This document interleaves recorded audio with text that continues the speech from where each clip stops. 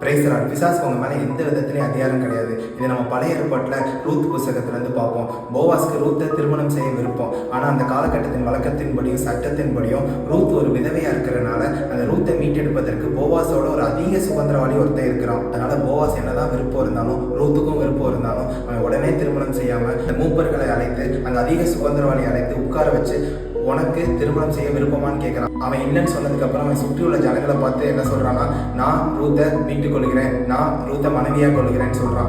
நாளை பின்ன ரூத் வந்து அந்த அதிக சுதந்திரவாளிக்கு தான் சொந்தம்னு யாரும் பேச்சில் கூட சொல்லிடாதபடிக்கு அவன் அந்த சட்டத்திட்டத்தை அப்படியே ஃபாலோ பண்ணுறான். அதே போல தாங்க இயேசு கிறிஸ்து கொலோசியர் 2:13, 14, 15 படி அவர் உங்கள் அக்கிரமங்கள் எல்லாம் மன்னித்து அவர் அப்படியே விடலாங்க.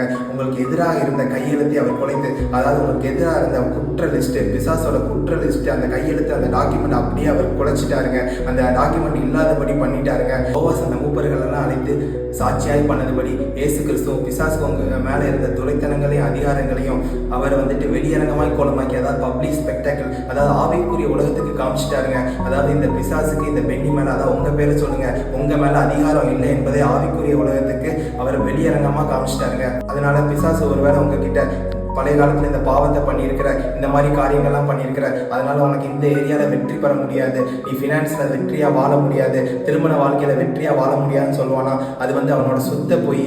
அந்த பொய்யை இயேசு கிறிஸ்துவின் நாமத்தினால வெளியே தள்ளுங்க. தேவன் கிறிஸ்துவாலே உங்களை வெற்றி செலுத்த பண்ணிக்கிறவராக இருக்கிறார். அதனால நீங்கள் தைரியமாக போங்க, எல்லா ஏரியாலையும் வெற்றி பெறுங்க. God bless you. ஆமென்.